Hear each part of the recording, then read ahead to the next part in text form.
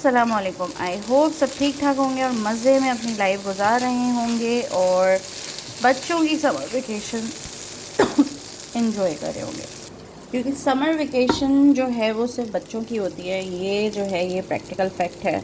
अगर कोई कहता है कि समर वेकेशन बच्चों के साथ साथ फैमिली भी इंजॉय कर रही होती है तो ये बात बिल्कुल ही गलत है। बिकॉज़ बच्चों की छुट्टी होती है और अम्माओं के लिए ये एक हैसल होता है। हैसल कुछ दिन का होता है आई थिंक, क्योंकि समर वेकेशन नॉर्मली जितनी भी वेकेशंस बच्चों की, स्पेशली मैं बात करूँगी उन लोगों की जिनके बच्चे यूरोप में हैं, यूरोप के स्कूल्स में जा रहे हैं, तो यहाँ का सिस्टम थोड़ा सा डिफरेंट है पाकिस्तानी सिस्टम से। तो यहाँ पे आई थिंक जिस सिस्टम में मेरे बच्चे जाते हैं, स्पेशली मेरी बेटी जाती है, तो उस सिस्टम में हर 3 महीने पे या हर 2.5 महीने पे आपको 1 वीक का ऑफ मिलता है। वो ऑफ आपको किसी भी डिफरेंट ओकेजन का नाम दे के दे दिया जाता है, जैसे कि ईस्टर ब्रेक, क्रिसमस ब्रेक तो अच्छी खासी लंबी होती है, ईस्टर ब्रेक, मई वकांसी और बहुत सारी वेकेशंस बच्चों को यहाँ पे मिलती हैं। समर वेकेशन जो है वो हमेशा से पाकिस्तान में भी 2.25 महीने की छुट्टी मिलती है बच्चों को, और यहाँ पर ऑलमोस्ट 1.5 मंथ छुट्टी मिलती है। 6 वीक्स का ऑफ होता है इनका समर ब्रेक का। लेकिन मुझे जो चीज़ रियलाइजेशन हुई है कि उन तमाम जो, पहले तो हम कैमरा का थोड़ा सा एंगल ठीक करें, इसको हम हटा देते हैं ताकि अच्छी और रोशन सुबह जो है वो सब देख सकें। खैर, तो पाकिस्तान में जब भी बच्चों को ब्रेक मिलता है समर या विंटर, तो मैं उन तमाम अजीम माओं को सलाम देती हूँ बिल्कुल, क्योंकि पहले मुझे रियलाइजेशन नहीं थी। अब जब से मेरा बेटा बड़ा हो रहा है एंड देन उसकी हरकतें बहुत डिफरेंट हो रही हैं, तो डिफरेंट इन द सेंस ज़्यादा जो है वो एक्टिव हो रहा है, माशाल्लाह से ज़्यादा शरारती भी हो रहा है, दिमाग अपना बहुत चला रहा होता है, छोटे छोटे सेंटेंसेस उसने बनाना स्टार्ट कर दिए हैं। तो मेरे लिए ये एक तरह का माइलस्टोन ही हम कहते हैं, क्योंकि ज़ाहिर सी बात है जो कंडीशन मेरे बेटे को है, because he is not a normal child, he is specially abled. तो उस हिसाब से जो उसकी प्रोग्रेस है, माशाल्लाह से अल्लाह नज़र से उसको बचाए, हमेशा जो है वो अपनी हिफ्ज़ व अमान में रखे। उसके हिसाब से उसके ये छोटे छोटे सेंटेंसेस बनाना, कॉन्वर्जेसन में अपने आप को इन्वॉल्व करना, सिचुएशन का बेसिकली वो पार्ट बनने की कोशिश करता है। उसकी ये जो छोटी छोटी स्ट्रगल है, ये एज अ पेरेंट मैं और मेरे हस्बैंड देख के बहुत खुश हो रहे हैं आजकल। उसके अलावा हम बात कर रहे थे वेकेशंस को लेके। समर वेकेशंस जब होती हैं, स्पेशली मैं अपनी बेटी की बात करूँगी, कि स्टार्टिंग के 2 से 3 दिन बहुत अमान के साथ गुजर जाते हैं कि ठीक है बच्चों की छुट्टियाँ हो गई हैं, अब ये घर पे रहेंगे, अब हम बड़ा अच्छा टाइम स्पेंड करेंगे। ये हम हर दफ़ा का हमारा समर वेकेशन का यही रेजोल्यूशन होता है एज अ पेरेंट कि we are becoming new pair of parent, जो कि बच्चों के साथ बहुत अच्छे से रहेंगे। हम कोई भी उल्टी सीधी बात बच्चे के सामने नहीं करेंगे, उसके सामने गुस्सा नहीं होंगे, उसे जो करना है वो कर सकता है, हम हर चीज़ उसको अलाउ करेंगे और हम बन जाएंगे जन्नती पेरेंट। अनफॉर्चुनेटली ये जो मुआहदा है मेरा और मेरे हस्बैंड का आपस में, ये 2 दिन से ज़्यादा आगे नहीं बढ़ पाता, क्योंकि होता ये है कि बच्चों का जो माँ बाप को इग्नाइट करने का जो पैशन है, ख़ास तौर पे मेरी बेटी का, वो इतना ज़्यादा हाई है, और हम लोगों की जो पेशेंस है बर्दाश्त की, वो इतनी लो हो चुकी है कि 2 दिन से ज़्यादा ये मुआहदा आगे नहीं बढ़ पाता। खैर, तो समर वेकेशंस अल्लाह करके एंड होने वाली हैं, अल्हम्दुलिल्लाह। और मैं अपने एक मेरी फ्रेंड है, मेरी फैमिली फ्रेंड है, उनसे मैं यही मजाक कर रही थी कि मैं नेक्स्ट ईयर से तहरीक चलाने वाली हूँ कि no summer vacations for kids, specially for my बेटी, बिल्कुल भी नहीं चाहिए। और अगर किसी और को आप दे सकते हैं अपने बदले की छुट्टियाँ, तो मैं वो भी डोनेट करने के लिए तैयार हूँ। मेरी बेटी बहुत ज़्यादा लोगों में बहुत बहुत मुश्किल से घुलती मिलती है। उसकी एक अपनी स्पेसिफ़िक पर्टिकुलर सी नेचर है कि वो अपने ही ज़ोन के लोगों के साथ जो है, जिससे जो आजकल जेन ज़ी एक टर्म है, वाइब जिनसे मैच हो रही होती है, तो उनके साथ वो बहुत खुश रहती है, खेलेगी कूदेगी। अगर वो बच्चे जो है वो गेमर हैं तो फिर तो बस अशल जो मेरी बेटी है उसकी चांदी हो जाती है, और देन वो उनके साथ बहुत अच्छे से गेट अलॉन्ग करती है। बट जिनके साथ वो नेचर उसकी नहीं मिल पा रही होती है, वो उन लोगों के साथ कभी भी मिक्सअप नहीं होती है। और मैं बहुत ट्राई करती हूँ कि लाइक अशल थोड़ा सा आप सोशलाइज़ हो, आप थोड़ा सा लोगों से मिलें, उठने बैठे। लेकिन मुझे बहुत टाइम बाद ये रियलाइजेशन हुई कि Ashal is not a quiet kid, Ashal is not a shy person, and definitely Ashal is not some boo boo kind of kid जो कि नॉर्मली लोग परसेप्शन लेते हैं उसका जब उससे पहली दफ़ा मिलते हैं। हमेशा मुझे यही सुनने को मिलता है कि अशल बहुत खामोश रहती है, अशल बात नहीं करती है, अशल थोड़ा सा शाय रहती है। आई थिंक फ़र्स्ट मीटिंग में हर बच्चा जो है वो अपने हिसाब से अपनी जैसे हम क्या कहते हैं, वो राइट वर्ड मेरे दिमाग में नहीं आ पा रहा, सिचुएशन को जैसे नेविगेट कर रहे होते हैं बच्चे, या बच्चे एनालाइज़ कर रहे होते हैं कि अगर वो किसी महफ़िल में अशल जा रही है तो सबसे पहले वो देखेगी कि कौन कौन बच्चे हैं और उन बच्चों के साथ अशल की जो वाइब मैच हो रही है या नहीं, उनके सेम टॉपिक ऑफ इंटरेस्ट है या नहीं, या फिर लाइक अशल उन बच्चों के साथ बहुत अनकंफर्टेबल रहती है जो कि बहुत ज़्यादा बुली किड्स होते हैं। और अल्हम्दुलिल्लाह बाय द टाइम ऑफ जैसे जैसे टाइम गया आगे, तब हम लोगों को समझ में आया कि बच्चे को खुद डील करना आना चाहिए बुलिंग से, या जो बुलीज़ होते हैं। बुलीज़ स्पेशली कोई एक ख़ास मखसूस जगह नहीं है जहाँ आपको नज़र आएंगे। ये आपकी फैमिली में भी बहुत सारे ऐसे बच्चे होते हैं जो बुली होते हैं बेसिकली, जिनके माँ बाप उनके ऊपर कंट्रोल करना छोड़ देते हैं, दैन वो दूसरे बच्चों को फिर तंग करते हैं। फैमिली गैदरिंग्स में भी, फ्रेंड्स की गैदरिंग में भी, या फिर सोशल सर्कल जहाँ आपके बच्चे मूव अलोंग कर रहे होते हैं, वहाँ पे ऐसे बहुत सारे बच्चे देखने को मिलते हैं। तो हम आज जिस बारे में बात करेंगे वो है बुलिंग कल्चर। मैंने वीडियो जहाँ से स्टार्ट की थी, अगर आपने नोटिस किया हो तो मैं कुछ पका रही थी। तो बेसिकली हम लोग इंशाल्लाह ताला वेकेशन पे जा रहे हैं। Mini weekend get away kind of vacation we are having today, from today till 3 days, क्योंकि मेरे हस्बैंड है, उनकी बर्थडे भी है, और क्योंकि हम इंशाल्लाह ताला हमारा एक और प्लान है जो कि थोड़ा काफ़ी बड़ा प्लान है, पूरे मंथ का प्लान है। तो हम सोच रहे थे कि हम समर वेकेशन में थोड़ा सा रेस्ट लें, फिनेंशियली भी और लाइक फ़िज़िकली भी, बिकॉज़ हमारे अपने 10,000 काम है, हस्बैंड की जॉब भी है, फिर मेरा अपना भी साइड बाय साइड एक काम चल रहा है। तो हम बहुत ज़्यादा अपने आप को बिज़ी नहीं कर रहे ताकि हम एग्जॉस्ट ना हो जाएं कुछ अरसे बाद, एंड देन फिर वो आप फ़िज़िकल हेल्थ इश्यूज़ आपको फ़ेस करने पड़ रहे होते हैं, फिर आप फिनेंशियली भी बहुत ड्रेन हो जाते हैं। तो हमने इस समर वेकेशन के लिए ऐसा कुछ ख़ास प्लान नहीं किया था, बट अब अल्हम्दुलिल्लाह एक मौका हमें मिला कि चलो बर्थडे भी आ रही है, और जब हम कर सकते हैं तो एटलीस्ट बहुत बड़ा सही ना सही एक छोटा सा जो है वो मिनी गेट अवे कर लेते हैं। तो ये सारी जो प्रेप मैं कर रही थी किचन में कुकिंग की, ये सब मैं वही प्रेप कर रही थी।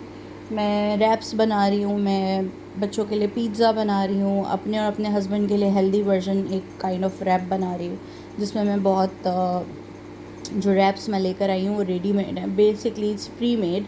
तो वो भी जो है मैं फुल करन यहाँ पर हम डच टर्म में यूज़ करते हैं, जिसमें जो है पाकिस्तानी उस टर्म में अगर मैं बताऊँ तो वो है गंदम के आटे के बने हुए रैप्स। तो मैं वो यूज़ करूँगी अपने और अपने हस्बैंड के लिए। बच्चों के लिए मैं नॉर्मल रैप्स यूज़ करूँगी, फिर बंस बना रही हूँ बच्चों के लिए। बहुत सारी चीज़ें मैं ऐसी बना रही हूँ क्योंकि हमारा जो ड्यूरेशन होने वाला है वो 8 घंटे का होने वाला है, 7 से 8 घंटे, ऑलमोस्ट 7 to 8 आवर्स। तो हम बीच बीच में, हमारे हमेशा से ये ट्रेडिशन रही है जब हम ट्रैवल कर रहे होते हैं कि हम जो भी रास्ते भर हम यूज़ करते हैं वो हम घर से ही बना के लेके चलें, और हमेशा हमें कभी भी जो है पिट स्टॉप अगर करना भी पड़ रहा है तो वो सिर्फ हमारी वॉशरूम ब्रेक्स होनी चाहिए। वो हम कभी भी ऐसी चीज़ें नहीं बाहर से लेते कि क्योंकि नॉर्मली जो भी चीज़ें आपको मिल रही होती हैं पम्प्स पे या पिट स्टॉप्स जो बने होते हैं उस पे, वो फ्रेश नहीं होती हैं ऑब्वियसली। तो ये बहुत इजी हो जाता है हमारे लिए कि हम घर से बना के लेके जाते हैं। एंड देन मेरे हस्बैंड का काम होता है तमाम पैकिंग करना, सारे important documents, travel documents, passport, IDs, ये सब गैदर करना। मेरा काम होता है कि मैं रास्ते भर के लिए तमाम स्नैक्स या जो खाने का टाइम है तो उसके हिसाब से फिर हम चीज़ें मैनेज करते हैं। तो ये काम हमने डिवाइड किए हुए हैं। Back to the topic, what is bullying, कौन होते हैं ये बुली, इनको कैसे आइडेंटिफाई किया जा सकता है, और जब आप आइडेंटिफाई कर लेते हैं तो कॉम्बैट कैसे किया जा सकता है, ये सबसे इम्पॉर्टेंट सवाल है। Growing up in a joint family system, I think and I feel now at this stage of my life it's very very very difficult. Because एक जॉइंट फैमिली सिस्टम में जब आप पल रहे होते हैं, बढ़ रहे होते हैं साथ साथ, तो आपके लिए ये बहुत डिफ़िकल्ट हो जाता है कि आपके आसपास का जो माहौल है वो आप अपने हिसाब से कंट्रोल कर सकें। क्योंकि अगर 5 फैमिलीज़ या फॉर एग्ज़ाम्पल 3 फैमिली एक छत के नीचे रह रही हैं तो मुख्तलिफ़ बच्चे भी हैं, मुख्तलिफ़ नेचर के लोग भी मौजूद हैं। अब सबसे उसमें इम्पॉर्टेंट रोल प्ले करते हैं जो इसको हम कहते हैं कि मैन ऑफ द फैमिली या वुमेन ऑफ द फैमिली जो होते हैं, जो सरबरा होता है घर का, कि उनके ताल्लुकात या उनके रिश्ते जो है वो तमाम फैमिली से किस किस्म के हैं। अगर आप 6 अफराद जो कि एक ही छत के नीचे रह रहे हैं, जैसे कि फॉर एग्ज़ाम्पल माँ बाप हैं, उनके 5 बच्चे हैं, अब 5 बच्चों में से 3 बच्चे शादीशुदा हैं तो उन 3 शादीशुदा बच्चों के भी बच्चे होंगे डेफिनेटली। ये बहुत डिपेंड करता है कि जो माँ बाप हैं उनके ताल्लुक़ या उनका जो रिश्ता है वो बाकी तमाम बच्चों से कैसा है। नॉर्मली देखने में आया है कि जो माँ बाप होते हैं उनके 2 बच्चों से ताल्लुक़ बहुत अच्छा है और 2 बच्चों से ताल्लुक़ थोड़ा अच्छा उनसे भी है, बट थोड़ा वो दिल के उतना करीब नहीं है, या फिर नेचर में बहुत डिफरेंस है। तो वो फिर उस हिसाब से, या फिनेंशियली कौन कितना घर में फैमिली सिस्टम में कंट्रीब्यूट कर रहा है, ये सब बहुत डिपेंड करता है फैमिली इक्वेशन में के अंदर। जो मैंने नोटिस किया है और जो मेरा पर्सनल एक्सपीरियंस भी रहा है कि मैंने अपनी अगर मैं बात यहाँ पे करूँगी तो मेरे लिए आइडियल फैमिली है मेरी नानी की फैमिली। मेरा ननिहाल में जो है, मेरी जब नानी और नाना ने माशाल्लाह से जो है वो उनके 11 बच्चे थे, लेकिन अब खैर 11 तो नहीं रहे, उनमें से 5-7 ही रह गए। बाकी जो है उनके बच्चे मेरी मदर समेत वो they are not any more hair, वो अल्लाह मियाँ के पास जा चुके हैं।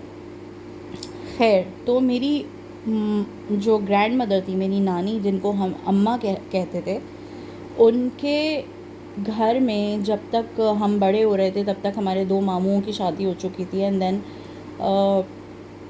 हमारे जो नाना थे, हमारी नानी थी, उनके ताल्लुकात हमारे दोनों मामूओं और उनकी वाइफ से बहुत अच्छे थे। बट जो इम्पोर्टेंस बड़े वाले भाई को या बड़े वाले बेटे को या बड़े वाले मेरे मामू को मिलती थी, वो इम्पोर्टेंस मेरे छोटे मामू को मिलती उतनी ही थी। बट आई थिंक कुछ ना कुछ एक फैक्टर की कमी होती है, वो मुझे सही से मैं आइडेंटिफाई नहीं कर पाऊँगी यहाँ पे, क्योंकि उस टाइम पे हम तो बहुत छोटे भी थे। But you can sense that, right? जो भी आपके आसपास अगर आप एक चीज़ देख रहे हैं जो सेम नहीं है, you can definitely sense that. तो लेकिन फिर भी अल्हम्दुलिल्लाह मैंने वो फैमिली एक कल्चर देखा जहाँ पे मैंने कभी भी अल्हम्दुलिल्लाह अपने फैमिली में बच्चों के अंदर या कज़न्स हैं या आपस में ननिहाल साइड पे कभी भी मैंने ये बुलिंग कल्चर नहीं देखा था। और हमें पता भी नहीं था, हम तो रोड पे निकलते थे, अगर कोई हमसे बदतमीज़ी करता था तो वहीं पे पत्थर उठाया और वहीं पे हिसाब बराबर कर दिया। कभी ऐसा नहीं हुआ कि घर तक शिकायतें आनी हैं एंड देन फिर एक वो महास चल रहा है। हालांकि ये चीज़ भी बहुत कॉमन है कि जब आप स्पेशली पाकिस्तान में तो ये प्रैक्टिस बहुत कॉमन है कि अगर बच्चों के पीछे लड़ाइयाँ हो जाएँ तो वो लड़ाइयाँ 7 नस्लों तक जाती हैं। वो बच्चों की नस्ल बूढ़ी होके दादा परदादा बन जाती है, बट जी फलां से हम नहीं मिलते क्योंकि हमारे बच्चे को उन्होंने इस तरह से कह दिया था या हमारे बच्चे को उन्होंने ऐसे कर दिया था। उसके ऊपर जी वो नस्लें ख़ानदान की लड़े जा रही हैं और जवान हुए जा रही हैं और बूढ़ी हुए जा रही हैं, लेकिन वो लड़ाई ख़त्म नहीं होती। तो खैर, coming back to the point, bullying क्या है? जो मुझे समझ में आया है अब तक, जो मैंने आइडेंटिफाई किया है, आई थिंक जब बच्चा एक्स्ट्रा कॉन्फिडेंट हो जाए या बच्चा अंडर कॉन्फिडेंट हो, बच्चे के अंदर जेलसी हो या बड़े के अंदर, मैं ये बच्चे के ऊपर बात इस तरह करूँगी क्योंकि ये डाइजेस्ट करने में बहुत ईजी हो जाती है। बिकॉज़ जब हम बात कर रहे होते हैं कि बड़ा, तो फिर बहुत सारे लोग वो सारी बात अपने ऊपर लेके फिर उसके ऊपर जो है वो ओवर थिंक कर करके मेरे बारे में ऐसा कहा गया है या मुझे ये टारगेट किया गया है। तो ये चीज़ें जो हैं ये बहुत अनकंफर्टेबल सिचुएशन में आपको डालती हैं। तो मुझे लगता है कि ज़्यादा सही है कि मैं बच्चे को जो है एड्रेस करके बात करूँ बुलिंग के ऊपर। तो मैं बात कर रही थी कि बच्चा जब ज़्यादा ओवर कॉन्फिडेंट, अंडर कॉन्फिडेंट, या फिर उसके अलावा बच्चा जब जेलस नेचर का हो या बच्चा एनवियस नेचर का हो, बच्चा शरारत में जो लिमिटेशन या जो डिसाइपल या डिसिप्लिन उसके लिए लाइन एक मुकर्रर की गई है, जब उसको बार बार क्रॉस करे और उस लाइन को क्रॉस करने के बाद वो दूसरे बच्चे की प्रिवेसी या जो दूसरे बच्चे की बाउंड्री है उसको इन्वेड करे अगेन एंड वो भी इस तरह से करे कि दूसरा हर्ट हो, क्राई करे या अपने दिल में वो बात को बुरा समझे, उसको फील बुरा आए उस सारे सिचुएशन को लेके या इंसिडेंट को लेके। I think that's what bullies. और अगर हम डेप्थ में जाएं तो ये बच्चे इनहेरिट करते हैं अपने पेरेंट्स से, जो कि मैंने रियलाइज़ किया है कि क्योंकि सबसे ज़्यादा टाइम बच्चे स्कूल में गुजार रहे होते हैं या फिर घर में अपने पेरेंट्स के साथ। न्यूक्लियर फैमिली सिस्टम में होता यह है कि सिर्फ 4 लोग हैं घर में, माँ बाप और 2 बच्चे। ये एक ideal family by the way number है और अल्हम्दुलिल्लाह हम लोग 4 ही हैं। मेरी फैमिली 4 है, मेरे 2 बच्चे हैं और मैं और मेरे हस्बैंड हैं।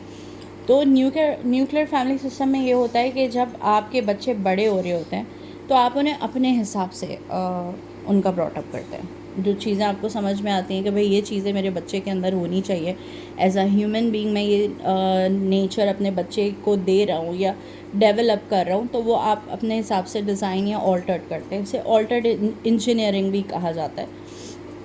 ये आप बाकायदगी की तौर पे एक पूरा सेट ऑफ रूल्स आप सेट करते कि बच्चा ये रूल्स फॉलो करेगा, बच्चा इस तरह सोएगा बैठेगा। डेफिनेटली उस बहुत सारी चीज़ें आप अपने एज अ पेरेंट भी कंट्रोल कर रहे होते हैं, बट वो आप जाहिर सी बात अपने बच्चे की भलाई के लिए ही कर रहे होते हैं। जैसे जैसे बच्चा बड़ा होता है तो फिर वो उन्हीं आदत और उन्हीं नेचर को लेके, उन्हीं सारी चीज़ को लेके वो अपनी जो भी उसकी हमेशा रहने वाली एक फितरत है उसको वो डेवलप हो जाती है।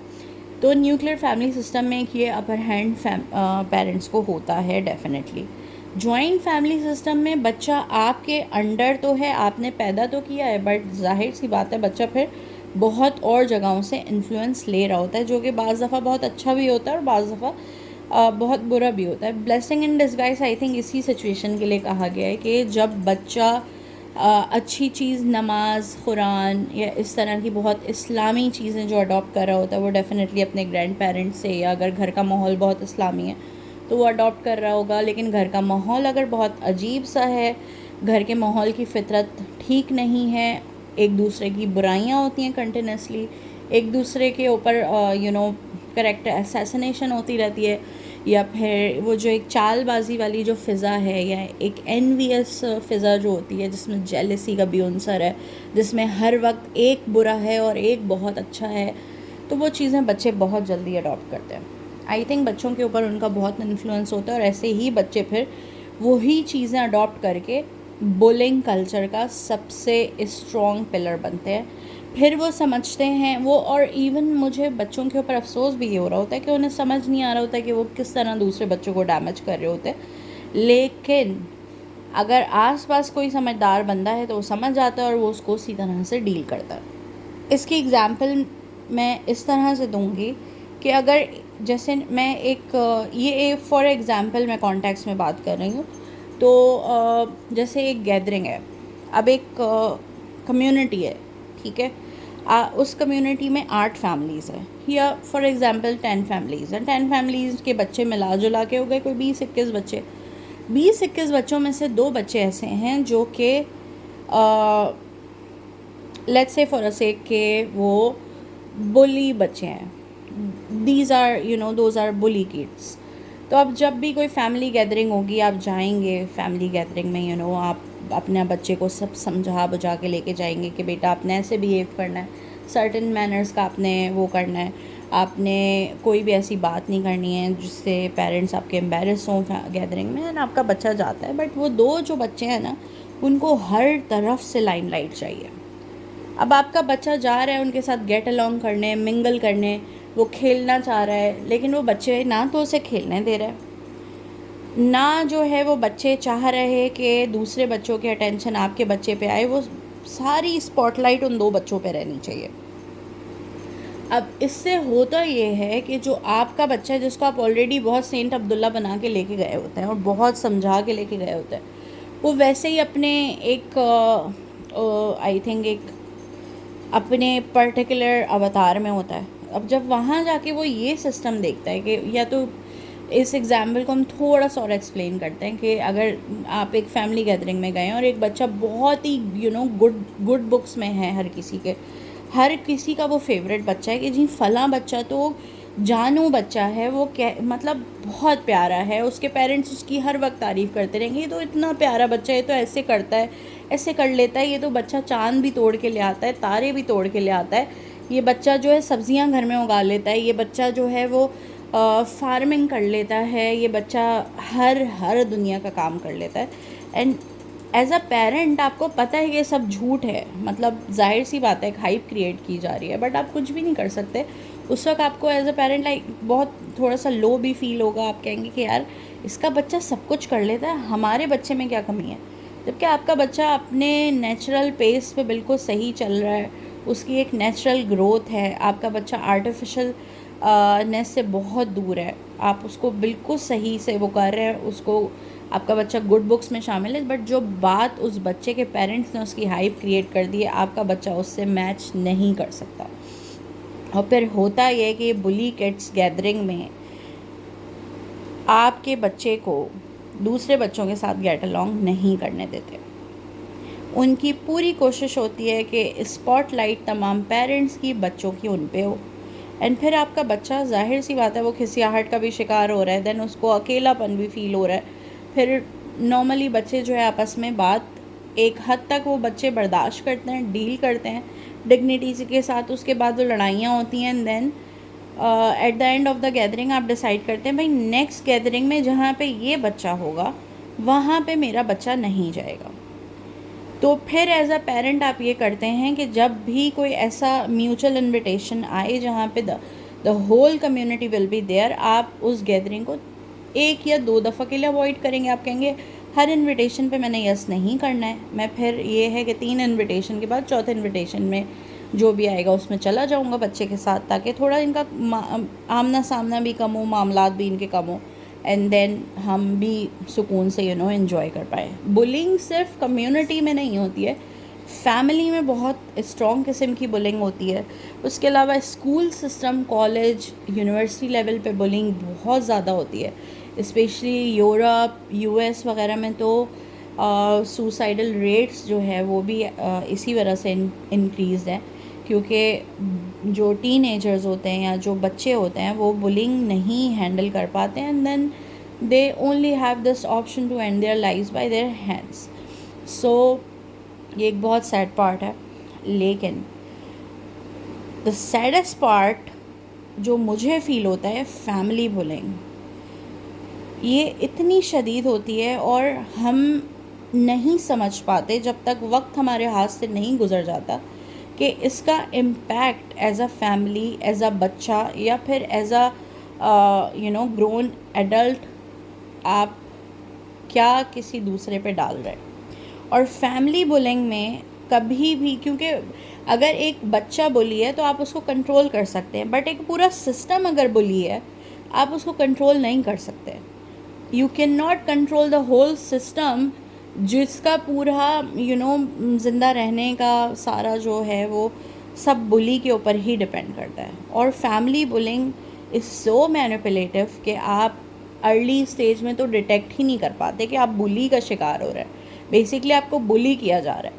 वो बुलिंग ऐसी होती है कि अगर 6 अफराद हैं तो जो 2 पर्टिकुलर अफराद हैं वो हमेशा चारों की तारीफ़ नहीं होगी या चारों को एक जैसा ट्रीट नहीं किया जाएगा, उनमें से हमेशा 2 की तारीफ़ होगी और 2 का बताया जाएगा कि भाई ये तो बहुत ही ख़राब है। इनके अंदर आप 2 बच्चों को कैसे बुली कर रहे होते हैं कि जैसे अब मैं हमेशा बच्चों की एग्ज़ाम्पल दूंगी। मैंने अपने हर ऑडियो लॉग में ये बात सेट की है कि मैं कभी भी किसी एडल्ट को जो है एड्रेस नहीं करूँगी, मैं हमेशा बच्चों की बात करूँगी। अब हम एक फ़ैमिली की मिसाल लेते हैं।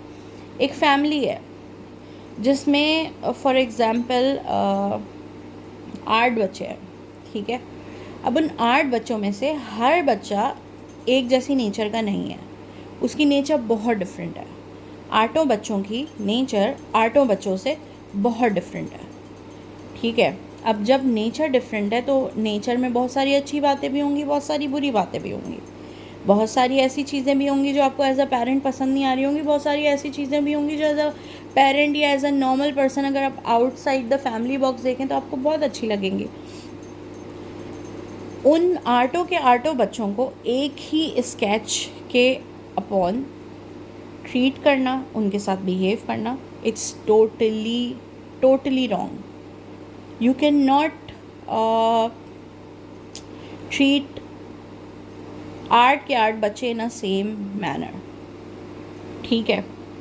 अब होता यह है कि उन बच्चों को बताया जाता है भाई फैमिली गैदरिंग्स हों या इवन फैमिली गैदरिंग्स भी ना हो, पीछे भी अगर हम बात कर रहे हैं अपने किसी रिलेटिव से, जी मेरा फ़लाँ बच्चा तो बहुत हीरो टाइप का बच्चा है, मेरा फ़लाँ बच्चा बहुत खूबसूरत है, जो दूसरा वाला है वो बहुत कम खूबसूरत है, मेरा फ़लाँ बच्चा जो है वो बहुत इंटेलिजेंट है, दूसरा वाला बच्चा जो है उसने तो मुझे बहुत तंग करके रखा हुआ है, वो तो करता यही है, पता नहीं किस पे पड़ गया। दूसरे जो 2 बच्चे हैं उन्होंने तो मेरा नाक में दम किया हुआ है, पता नहीं क्या चाहते हैं। बिल्कुल अपने फ़लाँ किसी रिलेटिव का नाम लिया जाएगा कि बिल्कुल फ़लाँ उन पे चला गया है, वो भी ऐसे ही करते थे।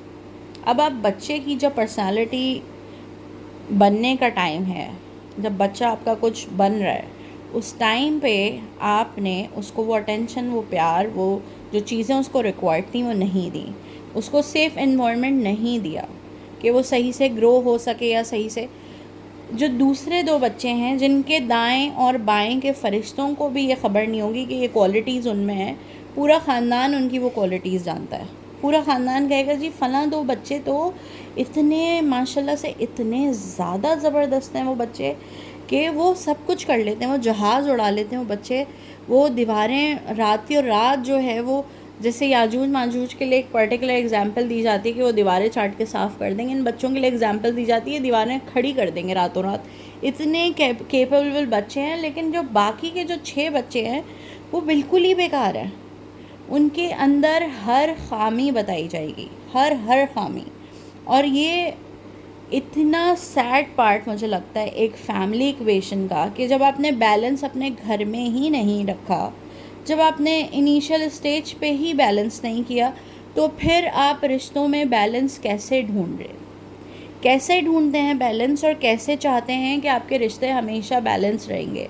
बच्चा आप बचपन से अपनी फैमिली से ही बुली होता आ रहा है, और देन फिर वो बाहर जाके कैसे कॉन्फिडेंट बनेगा, कैसे दुनिया को फेस करेगा, आगे उसके जब रिश्ते बनेंगे वो उन रिश्तों के साथ कैसे ट्रू टू देयर नेचर वो कैसे होगा, सारी चीज़ें जो है वो बिगाड़ का बाइस बनना शुरू हो जाती हैं। और फिर जो मैं बात करी थी फैमिली बुलिंग की, कि फैमिली बुलिंग में एक बंदे का किरदार नहीं होता, ये पूरा सेटअप होता है, द होल सेटअप, पूरी फैमिली एक जो है इसमें पूरा पार्ट प्ले करती है।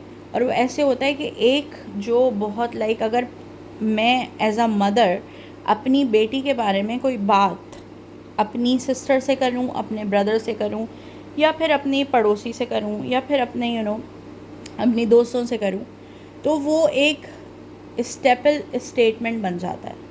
फिर लोग उसकी ऑथेंटिसिटी के ऊपर इतना यकीन करते हैं कि जब एक माँ होके या एक बाप होके एक बंदा ये बात अपने बच्चे के बारे में कह रहा है, तो इस बात में तो झूठ का कोई शायबा नहीं हो सकता, ये बात तो गलत हो ही नहीं सकती।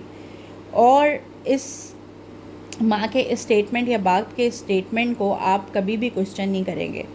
बट हम सैडेस्ट पार्ट अभी येट टू कम के एज अ माँ बाप भी हम अपने उन बच्चों को पसंद कर रहे होते हैं, या हमारे दिल से सिर्फ वो बच्चे करीब होते हैं जो हमारी हाँ में हाँ मिलाते हैं, जो कभी भी गलत को गलत नहीं कहेंगे, जो ये सीख चुके होते हैं ऑलरेडी कि हमें अपने पेरेंट्स को टैकल कैसे करना है। वो कभी भी नहीं कहेंगे कि हमारे पेरेंट्स अगर गलत करें तो हम उनको वहीं पे स्टॉप कर दें, या उनको समझाएं या उनको बताएं। हमें हमेशा वो बच्चे अच्छे लगते हैं, या हमारी कोशिश होती है, हम मिसालें भी हमेशा उन बच्चों की देते हैं कि देखो फ़लाँ का बच्चा कितना ओबीडियंट है, फ़लाँ का बच्चा तो अपनी माँ के आँख के इशारे से चल रहा था, फ़लाँ का बच्चा तो अपने बाप का मतलब पाँव ज़मीन पे नहीं आता और जूता उतारने के लिए खड़ा होता है। हमें मिसालें हमेशा ऐसी दी जाती हैं। और जो बच्चा हमें अगर सही बात वक्त पे समझाएगा कि देखें ये चीज़ आप गलत कर रहे हैं, ये गलत डायरेक्शन में चीज़ जा रही है, आपको यहाँ पे रुक के थोड़ा सा पॉज लेना है, अपने आप को ठीक करना है, हमें वो बच्चा हमेशा रेबेलियस लगेगा।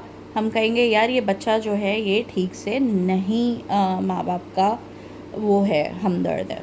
तो फिर हम ऐसे बच्चे को, जाहिर सी बात है, उसको उसका करेक्टर असैसिनेशन करते हैं। वो बिल्कुल बच्चा ओपन बुक होता है, पूरे मोहल्ले को उसकी करेक्टरिस्टिक्स पता होती है, पूरा ख़ानदान जानता है कि वो बच्चा कितना ख़राब है। उसकी हर बात जो आई थिंक 7 पर्दों में छुपी रहनी चाहिए, बिकॉज़ अगर किसी का ऐप देखो तो उस पर पर्दा डालने का हुक्म है, बट हम उसको चौराहे पे ला के ओपन बुक बना के छोड़ते हैं कि बेटा तुमने गलती कैसे की है हमें गलत बताने की, तुमने कैसे गलती की है बुलिंग कल्चर का पार्ट ना बनने की, तुमने कैसे कहा कि तुम इसको कॉम्बैट कर सकते हो, अब हम तुम्हें बताते हैं।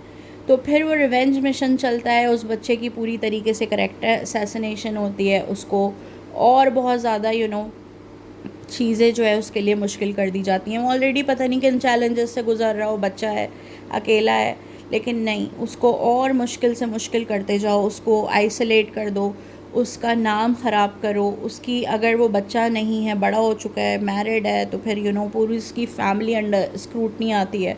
फिर हमेशा हमारे यहाँ एक ये कॉन्सेप्ट पड़ा है कि भाई इसके मुंह में तो ज़ुबान नहीं है, अगर बेटा है तो बेटा तो हमारा ऐसा ख़राब नहीं हो सकता, यकीनन जो साथ रहने वाली है वही इतनी चालाक और चलत्तर टाइप की लेकर आए हम कि वही इसके कान भरती है। बेटा तो ऐसी बात हमारी नहीं सोच सकता, यकीनन इसने ही इसको भड़काया होगा। ये अगर बेटी है और बेटी ये सब बर्दाश्त करिए तो कहा जाता है जी दामाद जो है ना वो हमारा बहुत ख़राब है, हमारी बेटी बहुत अच्छी है, हमारा दामाद बहुत ख़राब है, हमारा दामाद ही इसको इतना तंग करके रखता होगा। और अगर बच्चा है, छोटा है, तो उसको तो बिल्कुल ही दोनों पेरेंट्स हैंड्स अप कर देते हैं कि जी हम इसकी रिस्पॉन्सिबिलिटी नहीं लेंगे। फिर वो ब्लेम गेम स्टार्ट हो जाता है। अगर वो बच्चा जॉइंट फैमिली सिस्टम का हिस्सा है तो कहा जाता है कि जी ये फ़लाँ अपनी नानी के साथ रहता है ना इसलिए ऐसा है, इसका तो पूरा नान का ही ऐसा है, मतलब चालाक लोग हैं। और फिर अगर वो ददिहाल में रहता है तो फिर कहा जाता है जी इसका तो पूरा ददिहाल ही बहुत तेज़ है, वो तो ऐसे ही उन्होंने तो हमें भी खुश नहीं रहने दिया। तो ये पूरा जो फैमिली बुलिंग सिस्टम है, I think it needs to stop now and then, because हमारी जनरेशन को अब स्टेप लेने की बेइंतहा ज़रूरत है। ऑलरेडी जनरेशन्स की जनरेशन तबाह हो चुकी हैं, बर्बाद हो चुकी हैं इन चक्करों में, और अभी भी हम रुकने का कहीं नाम नहीं ले रहे। बुली को आप आइडेंटिफाई कैसे कर सकते हैं? आई डोंट थिंक सो कि बुली को अपना आइडेंटिफाई करना, बिकॉज़ बुली से मैं वर्ड लेती हूँ बुल का। अगर एक बुल है तो आप ये नहीं करेंगे कि आपको अगर उससे ख़तरा महसूस हो रहा है तो आप जाके उसके सामने खड़े हो जाएंगे और कहेंगे कि आजा मुझे मार ले, या फिर हम तुझे ख़तरा समझ रहे हैं तो अब या तो हम तुझे ख़त्म कर देंगे या तू हमें ख़त्म कर दे। ऐसा नहीं होता है और ऐसा हम नहीं कर सकते। बुली को आइडेंटिफाई करने का सबसे सेफेस्ट तरीका ये है कि अगर आपको पता चल गया है कि एक बंदा या एक पूरा सिस्टम बुली सिस्टम है या बुली बंदा है, आप उसी वक्त वो जो जगह है, जो उसके आसपास का 500 या 1000 मीटर का जो रेडियस है उसको उसी वक्त छोड़ दें, आप उठ जाएं। Remove your presence immediately, because आपको अपनी एनर्जी वेस्ट नहीं करनी है, आपने अपने बच्चे की एनर्जी को वेस्ट नहीं करना है। अगर आपका बच्चा बुली का शिकार हो रहा है तो आपने उस बच्चे को ये नहीं कहना है कि बेटा 2 दफ़ा और इस बच्चे के साथ खेलो, शायद तुम इसको अभी समझ में नहीं आ रहे हो, ये कल तुम्हें समझ के तुम्हारे साथ खेलना स्टार्ट कर देगा। नहीं, ऐसा नहीं होगा, क्योंकि वो उस बच्चे की नेचर का पार्ट है। आपने अपनी नेचर को प्रिजर्व करना है, आपने अपने बच्चे की नेचर को प्रिजर्व करना है। आप अपने बच्चे को इसे कहेंगे बेटा remove your presence immediately, you can not face the बुली, और फिर आप उसके साथ टाइम स्पेंड करते जाएं ये सोच के कि जी कभी ना कभी तो वो बच्चा मेरे बच्चे को एक्सेप्ट कर ही लेगा। आपका बच्चा बचपन से जवान हो जाएगा, बूढ़ा हो जाएगा, बट वो बच्चा आपके बच्चे को कभी एक्सेप्ट नहीं करेगा, क्योंकि उस बच्चे की नेचर के अंदर वो बात इंजीनियर्ड हुई ही नहीं है। उस बच्चे को ये समझ में ही नहीं आएगा कि ही इज़ अ बुली और वो आसपास का माहौल ख़राब कर रहा है। ये सबसे सेफेस्ट तरीका है बुली को आइडेंटिफाई करने का, कि अगर आपने देख लिया है कि आप उस बच्चे की एक पर्टिकुलर इंसान या एक सिस्टम या एक बच्चे के आसपास के रेडियस में कंफर्टेबल नहीं है, या आपको डीग्रेड फील कराया जा रहा है, या आपको बहुत छोटा बताया जा रहा है, या आपकी करेक्टर असैसिनेशन हो रही है, सो आपने आइडेंटिफाई कर लिया। अब देन उसके बाद का स्टेप, सबसे इम्पॉर्टेंट स्टेप ये है कि remove your child's presence immediately. ये सबसे सेफेस्ट तरीका है।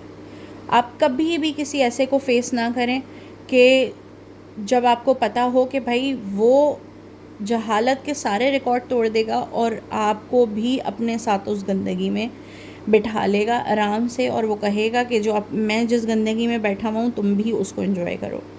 ये नहीं हो सकता।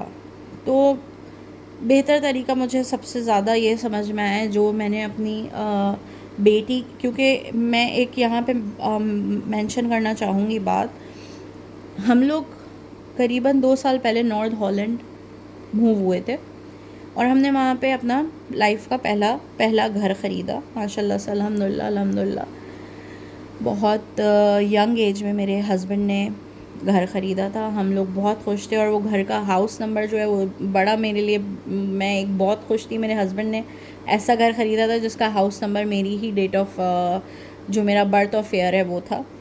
तो खैर हम लोग नॉर्थ हॉलैंड मूव हुए और हम लोग बहुत खुश थे। हमने एक अपनी ज़िंदगी का पहला घर ख़रीदा, हम वहाँ मूव हुए, हमने नया फर्नीचर डाला, उसको अपने हिसाब से पूरा मेंटेन किया सब कुछ। हम वहाँ पे आहिस्ता आहिस्ता यूज़ टू होना शुरू हुए। बट वहाँ पर नॉर्थ हॉलैंड में एज़ कम्पेयर टू जहाँ अब मैं रहती हूँ, यहाँ ये क्योंकि इंटरनेशनल सिटी है, यहाँ पे लाइक एक्सपेट्स आपको बहुत देखने को मिलते हैं एंड एक्सपेट फ्रेंडली है। यहाँ पे बहुत ज़्यादा आपको डिफरेंट दुनिया के अलग अलग रीजन से लोग यहाँ पे आके रह रहे हैं, जो कि जाहिर सी बात है इंटरनेशनल कम्युनिटी है, तो आपको बहुत सारी चीज़ों में आसानी भी हो जाती है। नॉर्थ हॉलैंड में जब हम मूव हुए तो वहाँ पे हमने ये बुलिंग कल्चर फेस किया, और वहाँ पे बहुत शदीद किस्म का था, बिकॉज़ वही सारा वाइट सुप्रीमेसी गोरा कल्चर वहाँ पे तो बहुत ही स्ट्रॉन्ग था। बिकॉज़ सारे जो टिपिकल डच जो जिनको हम कल डच कहते हैं वो वहाँ पे सोसाइटी थी, और हम वाहिद एशियन, फिर मुस्लिम, फिर ऊपर से पाकिस्तानी जो है, हम वाहिद उस एरिया में हमारा ही घर था। तो हमारे घर के ऊपर जो छोटे बच्चे होते थे एरिया के, वो आके पत्थर मार के जा रहे हैं। कभी गाड़ी का शीशा टूटा हुआ है जी, गाड़ी का शीशा टूट गया है क्योंकि पत्थर से तोड़ दिया गया है। फिर मेरी बेटी, क्योंकि स्कूल उसका पिछली ही स्ट्रीट पे था, तो वहाँ पे मेरी बेटी जा रही होती थी, तो कभी उसको धक्का दे के लड़के गिरा रहे हैं, कभी उसके बाल खींच रहे हैं, कभी उसको आवाज़ें लगाई जाती थी, stinky Asian stinky, and your hair look like noodles and this and that. Daily आए और डेली रोए, मम्मी मुझे कल से स्कूल नहीं जाना, I will not go to school any cost. क्यों अंशल, क्या हो गया है, क्या मसला हो गया है? भाई वो मुझे तंग करते हैं, मुझसे बदतमीज़ी करते हैं, दे पुश्ड मी। एक दो दफ़ा ऐसा हुआ कि जब मैंने पहले उसको समझाया कि Ashal deal it with politeness and nicely, and बेटा आप उनको बोलें कि ऐसा नहीं करें, बट तीसरी दफ़ा मेरी बस हो गई जब मैंने अपनी बेटी को रोते हुए देखा। और एक दो दफ़ा तो वो बहुत बुरी तरीके से मार खा के आई स्कूल से। फिर मैंने अपनी बेटी को बताया कि Ashal, I will be very angry with you अगर आपको किसी ने मारा और आपने उसे पलट के नहीं मारा, क्योंकि अब ये सोसाइटी और माशरा वैसा नहीं है कि अगर कोई एक थप्पड़ मार रहा है तो उसको दूसरा गाल भी पेश किया जाए और बोला जाए कि बेटा इस गाल पे सही से थप्पड़ हमने नहीं खाया, ये लो दूसरा गाल और इस पे ज़रा ज़्यादा ज़ोर से मारना। अब तो हाल वो है कि आप अपने बच्चे को ये सिखाएं कि अगर बेटा आपको कोई थप्पड़ मारना बहुत दूर की बात है, अगर आपसे कोई ऊंची आवाज़ में डिसरिस्पेक्ट फुल हो के बात कर रहा है तो लीव दैट कंपनी इमीडिएटली।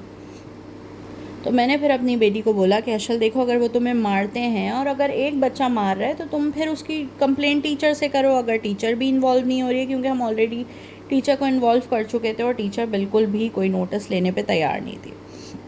फिर मैंने अशल को कहा कि अशल, अब आपने उस बच्चे को मार के आना है। जो बच्चा आपको मार रहा है कंटिन्यूसली, आप इतने दिन से मार खा रही हैं, अब आपने उसको मार के आना है। और हम पेरेंट्स तो बिल्कुल इन्वॉल्व होंगे ही होंगे, बट मुझे अच्छा लगेगा अगर आप अपने तौर पे ये मामला डील करेंगी। अगर कोई आपके बाल खींच रहे है तो आपने एटलीस्ट उसके बालों को जो है ना झटका तो ज़रूर देना है ताकि उसको वो पेन फील हो। दूसरी बात ये कि अगर कोई आपको पुश कर रहा है तो देन आपने भी उसको पुश करके आना है। आपने ऐसे नहीं आना कि आप रोज़ पिट के आ रही हैं लेकिन जो है मैं स्कूल नहीं जाऊंगी। ज़ाहिर सी बात है, फिर बच्चों का पढ़ाई से भी दिल हट रहा होता है। एंड देन वो एक बहुत पेनफुल टाइम था हमारा नॉर्थ हॉलैंड में कि मेरी बेटी स्कूल में सेट नहीं हो पा रही थी, डेली जो है वो बुली होके आती थी घर पे। एंड हम पेरेंट्स बच्चों की सेफ्टी चाहते हैं eight the end of the day कि बच्चे हमारे जहाँ पे हैं वहाँ पे तो खुश रहे एटलीस्ट। तो फिर मैंने और मेरे हस्बैंड ने ये डिसाइड किया कि ना मैं खुश हूँ, ना मेरे हस्बैंड खुश हैं यहाँ पे, ना मेरी बेटी खुश है, क्योंकि हम दोनों का भी ऐसा कोई सोशल सर्कल नॉर्थ हॉलैंड में था नहीं। हम लोगों की जो गैदरिंग थी वो मेरी इस सिटी में है जहाँ पे अब मैं रहती हूँ, और यहाँ पर हमारी अल्हम्दुलिल्लाह बहुत पॉजिटिव और बहुत ज़्यादा सेफ़, हमारा तो हम उसे सेफ़ प्लेस ही कहते हैं। बिल्कुल घर जैसा माहौल है हमारा यहाँ पे तमाम फैमिलीज़ के बीच में। कोई हमारी 8-10 बहुत क्लोज़ फैमिलीज़ हैं जिनके साथ हम यहाँ पे आराम से अपने दिन गुजार रहे हैं। हमारी हर 2 हफ्ते पे एक गैदरिंग लाजमी होती है, कभी किसी के घर कभी किसी के घर पे। बच्चे हमारे एक जैसे हर फैमिली हमारे तमाम बच्चों को एक तरह ट्रीट करती है, बिकॉज़ बहुत ज़रूरी है लाइक माइंडेड लोगों का मिलना। जैसे आप हैं, आपके जैसे लोगों का मिलना बहुत ज़्यादा ज़रूरी है। अगर ज़िंदगी में वैसे लोग ना मिलें, बेकदरे लोग मिलें, या फिर ऐसे लोग जो आपके जहन के लिए जहर बन जाए, ऐसे लोगों से अल्लाह बचाए। और हमेशा मैं सबके लिए यही दुआ करती हूँ कि हर बंदा सिर्फ़ उन लोगों के दरमियान रहे जो उसकी कदर कर सके, क्योंकि जब आपकी कदर होती है तो आप फलते हैं, फूलते हैं, खुश रहते हैं। बट जब आपकी कदर नहीं होती है तो फिर आप वक्त से पहले बहुत ढल जाते हैं। तो ये था आज का हमारा टॉपिक जिस पे मुझे ऑडियो लॉग करना था, और मैंने अपनी तैयारी छोड़ छाड़ के ऑडियो लॉग कंप्लीट कर लिया है। अब मैं जा रही हूँ वापस अपनी तैयारी करनी, क्योंकि हमें 2 घंटे में निकलना है। इंशाल्लाह ताला ज़िंदगी रही तो फिर अगले थॉट ऑफ द डे के साथ मैं यानी कि रमल समी ज़रूर हाज़िर होंगे और हम फिर दोबारा से गप लगाएंगे। तब तक के लिए अपना सबने बहुत ख्याल रखना है। अल्लाह हाफ़िज़।